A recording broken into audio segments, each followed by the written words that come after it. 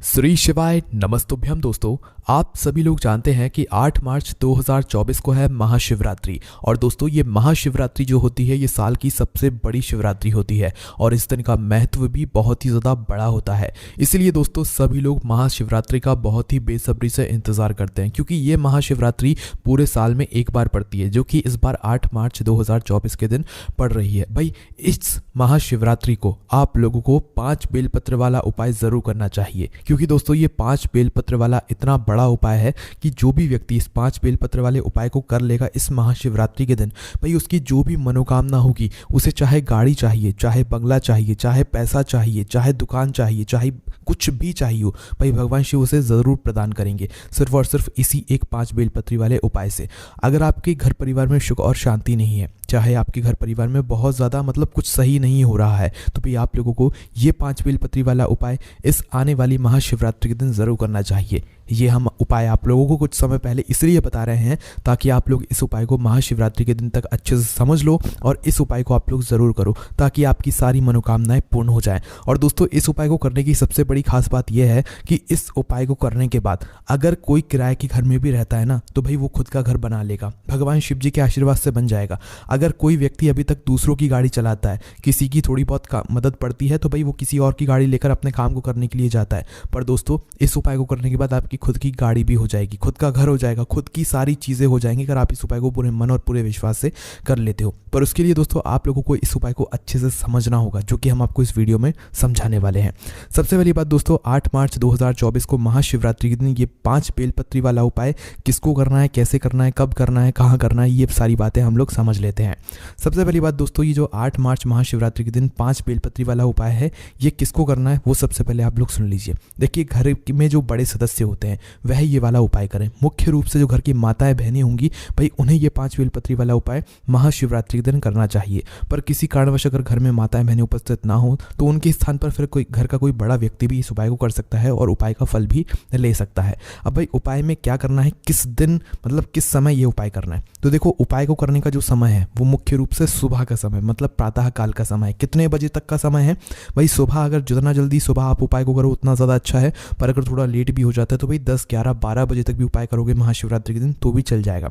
पर महाशिवरात्रि का एक ऐसा दिन होता है जिस दिन पूरे दिन भगवान शिव जी की पूजन आराधना होती है, उनको प्रसन्न किया जाता है। तो अगर इस उपाय को चाहो तो भाई पूरे दिन में आप लोग कभी भी कर सकते हो। और यहाँ पर एक और समय है जो कि शाम के समय प्रदोष काल का समय है। इस प्रदोष काल के समय में भी आप लोग जो है भगवान शिव जी के लिए 5 बेलपत्री वाला उपाय कर सकते हो, क्योंकि महाशिवरात्रि के पूरे दिन भर आप लोग कोई भी उपाय करोगे भगवान शिव जी उसे ज़रूर स्वीकार करेंगे, है ना। तो अब हम समझते हैं कि ये 5 बेलपत्री वाला उपाय आपको करना कैसे है। तो देखिए सबसे पहली चीज़, अगर आप इस 5 बेलपत्री वाले उपाय को सुबह के समय कर रहे हैं तो भाई आप लोगों को पूजन सामग्री ज़रूर लेकर जानी है, ठीक है। पूजन सामग्री कहने से मतलब है, वैसे भी महाशिवरात्रि का दिन रहेगा तो सभी लोग अगर भगवान शिव जी के मंदिर जा भी रहे होंगे तो कुछ ना कुछ पूजन सामग्री ज़रूर लेकर जाएंगे। पर जो लोग कुछ भी लेकर नहीं जा रहे होंगे भाई वो अपने साथ में 1 लोटा जल ज़रूर लेकर जाएं अगर वो इस उपाय को कर रहे हैं तो, ठीक है। और जो लोग प्रतिदिन शिव जी की पूजा करने जाते हैं, महाशिवरात्रि के दिन बड़ी पूजा करने वाले हैं, भाई वो अपनी पूजा वैसे ही करें। अपनी पूजन अर्चना करने के बाद ही आप लोगों को अपना यह वाला उपाय करना है। अगर यही उपाय आप लोग शाम के समय कर रहे हो तो शाम के समय आप लोगों को भगवान शिव जी के मंदिर में एक दीपक ज़रूर रखना है। और महाशिवरात्रि के दिन भगवान शिव जी के मंदिर में दीपक जलाने का भी एक अलग ही महत्व होता है, बड़ा फल यहाँ पर हमें जलाने के लिए मिलता है, ठीक है। तो आपको वो दीपक कैसे तैयार करना है वो भी आप लोग यहाँ पर ध्यान से सुन लो। तो देखिए जो दीपक आप लोग लेने वाले हैं वह दीपक मुख्य रूप से आप लोग आटे का ले सकते हैं। पर अगर आपके पास मिट्टी का नया दीपक है तो भैया आप उस मिट्टी के नए दीपक को भी इस उपाय में प्रयोग कर सकते हैं, कोई दिक्कत वाली बात नहीं है। पर अगर नहीं है तो आटे का एक दीपक आप लोग बना सकते हैं। पर आटे के दीपक को लेते समय आपको एक बात का ध्यान रखना है कि जो आटे का दीपक आप लोग ले रहे हो उस आटे के दीपक जो आटा आप लोग गूंद रहे हो उस आटे के अंदर आपको कुछ भी नहीं डालना है। ना ही ऐसा करना है कि भाई आपने आटे के लिए आटा गूंदा होगा रोटी के लिए और आपने उसी आटे में से थोड़ा सा आटा ले लिया कि भाई हम इसका दीपक बना के अपने उपाय को कर लेंगे, है ना। पर ऐसा आपको नहीं करना है। ये जो दीपक है जो उपाय के लिए आप बना रहे हो इसके लिए आपको थोड़ा सा आटा अलग से ही गूंदना है, ठीक है। उसको गूंदकर उसके अंदर कुछ भी नहीं डालना है, मात्र गूंदकर उसका एक मीडियम साइज का दीपक तैयार कर लेना है। ना ज़्यादा छोटा करना ना ज़्यादा बड़ा करना, इतना करना कि वो दीपक जलाओ तो कुछ समय तक जलता रहे, भगवान शिव जी के सामने वो रोशनी करता रहे। इतना बड़ा आप लोगों को वो दीपक बनाना है। उसके बाद में इसके अंदर जो बत्ती आप लोग रखोगे वो गोल बत्ती रखोगे। विशेष रूप से भगवान शिव जी का सबसे बड़ा दिन है महाशिवरात्रि है तो गोल बत्ती रखना। और इसके अंदर जो चीज़ डालोगे वो डालोगे शुद्ध देसी गाय का घी। अब यहाँ पर आप लोग ये प्रश्न तो बिल्कुल मत करना कि भाई क्या हम घी के अलावा और कुछ नहीं डाल सकते, या शुद्ध देसी गाय का घी ना हो तो भाई हम क्या भैंस का दूध मतलब भैंस का घी नहीं ले सकते। तो यहाँ पर हम आपको बता दें, शिव जी के उपायों में, शिव जी की पूजन में हमेशा शुद्ध देसी गाय का घी ही प्रयोग किया जाता है। अगर आप लोग भैंस का घी प्रयोग करते हो या बाजार का मिलावटी घी प्रयोग करते हो तो उपाय का कुछ भी नहीं कहा जा सकता कि वह उपाय आपके लिए काम करेगा या नहीं करेगा। इसलिए हमेशा कोशिश किया करो कि अपने घर में थोड़ा सा शुद्ध देसी गाय का घी हमेशा रखे रहा करो, क्योंकि इसी शुद्ध देसी गाय के घी से जो है आपके घर में बरकत भी बनी रहती है, साथ ही में ये भगवान शिव जी के कार्यों में भी हमेशा प्रयोग किया जाता है। और उपायों में जब आप इसे प्रयोग करते हो तो उपाय का आपको पूर्ण फल भी यहाँ पर मिलता है। तो ऐसा दीपक आपको तैयार करना है। अगर आप इस उपाय को शाम के समय कर रहे हो तो इस बात का आप लोग ध्यान रखना है ना। अब भाई आप लोग जो है उपाय के लिए क्या करोगे, सीधी सी बात है, 5 बेलपत्री वाला उपाय है तो 5 बेलपत्री तो यहाँ पर आपको ले। तो भाई ये जो 5 बेलपत्री हैं ये आप लोगों को उस दिन आसानी से मिल जाएंगी, क्योंकि उस दिन बेलपत्री बेचने वाले भी बहुत रहेंगे, तो आप लोगों को बेलपत्री लेने में ज़्यादा दिक्कत समस्या नहीं आने वाली है। तो इसलिए अपनी 5 बेलपत्री उपाय को अगर कर रहे हो तो भाई खुद की बेलपत्री यहाँ पर ले लेना। अब यहाँ पर ये प्रश्न आप बिल्कुल मत करना कि भाई अगर बेलपत्री ना मिले तो क्या करें। बेलपत्री ना मिले तो आप शिव जी की शिवलिंग के ऊपर से ही ले सकते हो, पर महाशिवरात्रि का दिन है तो भाई खुद के परिश्रम से 5 बेलपत्री तो आप लेकर आ ही सकते हो, ठीक है। या तो खरीद सकते हो, कोई दिक्कत वाली बात नहीं है, पर खुद की वह बेलपत्र हो तो ज़्यादा बेहतर रहेगा, है ना। तो भाई 5 बेलपत्र आपको तैयार कर लेनी है। अब ये जो 5 बेलपत्र होंगी ये ना तो कटी पिटी होनी चाहिए ना टूटी होनी चाहिए, बिल्कुल साबुत 5 बेलपत्र होनी चाहिए। इस बात का भी आप लोगों को ध्यान रखना है ना। भाई 5 बेलपत्र आपने उपाय की तैयार कर ली। इसके बाद में अब आप लोगों को क्या करना है कि अपना जो 1 लोटा जल है, ये जो भी पूजन सामग्री है वो तो आपको अलग रखनी है, साथ ही में अपनी ये 5 बेलपत्री जो है अपने साथ में रखकर अपने घर के पास में जो भी शिव मंदिर हो, शिवालय हो, जहाँ पर भगवान शिव जी की पूजन होती हो, जहाँ पर शिवलिंग विराजित हो, वहाँ पर आप लोगों को ये वाला उपाय करने के लिए जाना है, ठीक है। अगर आप लोग शाम के समय भी जा रहे हो तो भाई शाम के समय भी आपको अपने घर के पास में जो भी शिव मंदिर हो वहाँ पर जाकर ही ये वाला उपाय करना है। तो सीधा जाकर ही हमें ये वाला उपाय करना है या कुछ समय रुकने के बाद ये वाला उपाय करना है।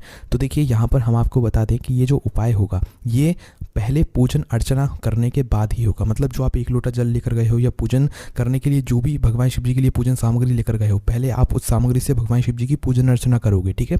उसके बाद में उपाय करोगे। शाम के समय गए हो तो पहले जाकर अपना वह दीपक लगाओगे, ठीक है। और दीपक भी जो लगाओगे ना वो अपनी माचिस से जलाओगे, घर से उस दीपक को जलाकर नहीं लाना है, मंदिर में आकर ही जलाना है। मंदिर में आकर खुद की माचिस से उस दीपक को जलाना, और दीपक को भी इतना पास में मत रखना कि भगवान शिव जी को आंच लगे। थोड़ी दूरी पर आप उस दीपक को जो है भगवान शिव जी के शिवलिंग के पास में रख देना। उसके बाद में फिर आप लोग उपाय करना भगवान शिव जी की शिवलिंग के पास में बैठकर, ठीक है। तो जैसे ही आपकी पूजन अर्चना हो जाती है, तो भाई जैसे ही आप लोगों की पूजन अर्चना हो जाती है उसके बाद में अब आपको शिव जी की शिवलिंग के पास में बैठ जाना है। आसपास बैठो या सामने बैठो, कोई दिक्कत वाली बात नहीं है, बस अपनी 5 बेलपत्र उपाय वाली अपने साथ में रखकर बैठना है ना। अब देखिए यहाँ पर ये 5 बेलपत्री हैं तो 5 अलग अलग जगहों पर यहाँ पर चढ़ाएंगे, है ना। हम लोग यहाँ पर चढ़ाने वाले हैं, तो इसलिए ये जो 5 स्थान है इन्हें ध्यान से सुन लीजिएगा, समझ लीजिएगा। उसके बाद इन बेलपत्र वाला जो 5 बेलपत्र वाला उपाय है ये आप लोग कीजिएगा महाशिवरात्रि के दिन। बहुत ही बड़ा दिन है और इस उपाय को करने का बहुत ही अच्छा मौका है। इस उपाय का आपको फल भी बहुत ही जल्दी यहाँ पर मिल जाएगा, ठीक है। तो 5 बेलपत्री हैं, जिसमें से सबसे पहली बेलपत्र आप लोग निकाल लो, ठीक है। सबसे पहली बेलपत्र आप लोग यहाँ पर समर्पित करोगे माता अशोक सुंदरी जी वाले स्थान पर। अब भाई माता अशोक सुंदरी जी का स्थान कहाँ पर होता है? ये जो माता अशोक सुंदरी जी का स्थान होता है ये जलाधारी के ऊपर होता है। जलाधारी के बिल्कुल बीचों बीच में होता है, जहाँ पर जलाधारी होती है, जलाधारी के बिल्कुल बीचों बीच का जो स्थान होता है वही माता अशोक सुंदरी जी का स्थान होता है। जो पहली बेलपत्र है आपकी इन 5 बेलपत्र में से, उस पहली बेलपत्र को आपको माता अशोक सुंदरी जी वाले स्थान पर मतलब जलाधारी के बीचों बीच यहाँ पर आपको चढ़ा देनी है। पर ध्यान रखना इस बेलपत्री की डंडी का मुख कहाँ पर होना चाहिए? जहाँ से जल बहता है और जल नीचे गिरता है, और बीच वाली बड़ी पत्ती का मुख शिवलिंग की तरफ होना चाहिए। तो इस तरीके से पहली बेलपत्र को आप माता अशोक सुंदरी जी वाले स्थान पर चढ़ा दीजिएगा। उसके बाद में दोस्तों बात करते हैं दूसरी बेलपत्र की। तो देखिए जो दूसरी बेलपत्र होगी ये आप लोगों को माता जगदम्बा जी के या माता पार्वती जी के हस्तकमल पर चढ़ानी है। यहाँ पर जरूर लोगों को समझ नहीं आएगा तो हम आपको यहाँ पर बता दें कि देखिए जलाधारी होती है, जलाधारी के ऊपर शिवलिंग रखा हुआ होता है। शिवलिंग का एक कटी भाग होता है, मतलब जो गोलम गोल भाग रहा होता है जहाँ पर शिवलिंग रखा हुआ होता है। आप देखना गोलम गोल जो भाग होता है, कटी भाग जिसे हम कहते हैं, तो भाई उसी के पास में जो है माता जगदम्बा जी का, माता पार्वती जी का हस्तकमल रहता है। तो दूसरे नंबर की जो बेलपत्र है ये आपको वहीं पर समर्पित करना है। पर इस बात का ध्यान रखना है कि आपकी उस दूसरे नंबर की जो बेलपत्र है उस बेलपत्र की जो दोनों पत्तियां होंगी, साइड की दोनों पत्तियां होंगी, उन दोनों पत्तियों के बीचों बीच में आप लोगों को जो है मतलब शिवलिंग आनी चाहिए। इस तरीके से उस दूसरे नंबर की बेलपत्र को आपको यहाँ पर जगदम्बा जी के जो है हस्तकमल पर समर्पित कर देना है, ठीक है। यहाँ पर आपने 2 बेलपत्री समर्पित कर दी है। अब तीसरी बेलपत्र की अगर बात करें तो तीसरी बेलपत्र को आपको भगवान शिव जी की शिवलिंग के ऊपर समर्पित करना है। पर इस बेलपत्र को समर्पित करते समय इस बात का ध्यान रखना है कि इस बेलपत्री का डंडी का मुख आपकी विपरीत दिशा में होगा। मतलब आप जिस तरफ कर रहे हो आपके सामने की जो दिशा होगी, जगह होगी, उस तरफ इस बेलपत्र की डंडी का मुख होना चाहिए और बीच वाली बड़ी पत्ती का मुख आपकी तरफ होना चाहिए। इस तरीके से इस बेलपत्र को शिव जी की शिवलिंग के ऊपर समर्पित करना है, तीसरे नंबर की बेलपत्र को। उसके बाद में दोस्तों बात करते हैं चौथे नंबर की बेलपत्र को।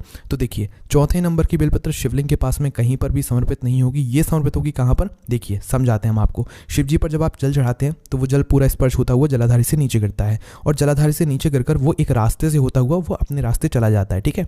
तो ये जो शिवलिंग पर चढ़ा हुआ जल जिस रास्ते से बहकर जा रहा है ना, नीचे ज़मीन पर जिस रास्ते से वो बहकर जा रहा है, उस रास्ते के ऊपर, उस जल के ऊपर जो रास्ते से में जल मतलब जिस रास्ते से वो जल बहकर जा रहा है शिव जी पर चढ़ा हुआ, उस रास्ते पर आपको अपनी ये चौथे नंबर की बेलपत्र को समर्पित कर देना है, ठीक है। ये 4 बेलपत्र हो गई। अब जो 5वें नंबर की बेलपत्र है, यहाँ पर कहीं पर भी समर्पित नहीं होगी। ये 5वें नंबर की बेलपत्र लेकर आपको नंदी बाबा के पास में आ जाना है, मतलब शिव जी की शिवलिंग के सामने जो नंदी बाबा बैठे हुए थे उनके पास आ जाना है, ठीक है।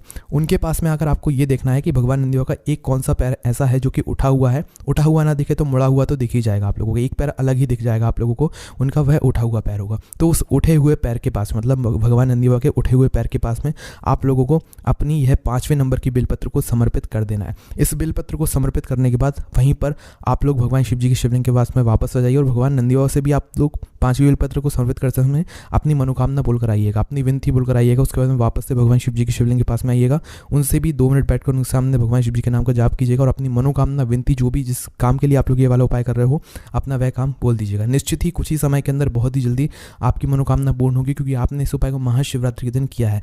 साथ ही हम आपको अपने व्हाट्सएप चैनल के लिंक डिस्क्रिप्शन में दे रहे हैं, आप वहाँ से हमें ज्वाइन कर लें। हमारे वेबसाइट पर भी आप लोगों को ये उपाय पढ़ने के लिए मिल जाएगा, जो कि भोलेनाथभक्ति.com है। वहाँ से जाकर आप उपाय को पढ़ सकते हैं, लिंक आपको डिस्क्रिप्शन में मिल जाएगी। बाकी दोस्तों, इस उपाय करने में अगर आपको कोई भी दिक्कत, समस्या, परेशानी आती है तो उसे हमसे कमेंट करके पूछ सकते हैं। ओम नमः शिवाय, जय भोले बाबा, श्री शिवाय नमस्तुभ्यम।